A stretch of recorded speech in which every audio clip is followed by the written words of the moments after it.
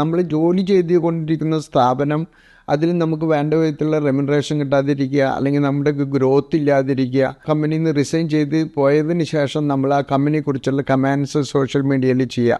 ഇത്തരം സാഹചര്യത്തിൽ ആ കമ്പനികൾ പലതും നമുക്കെതിരെ കേസുകൾ ഓപ്പൺ ചെയ്ത് നമുക്കത് വലിയൊരു ഹെഡേക്കായിട്ട് മാറുന്നുണ്ട്.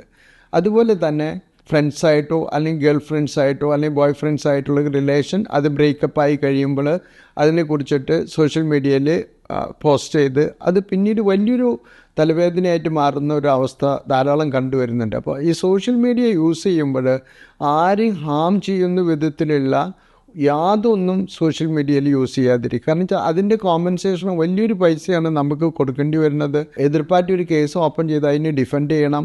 നമ്മുടെ ഒരു ഫ്രസ്ട്രേഷൻ തീർക്കാനും റിലീഫ് കിട്ടാൻ വേണ്ടി നമ്മൾ ഉപയോഗിക്കുന്ന ഒരു മാധ്യമമായിട്ട് അതിന് കാണാതിരിക്കുക.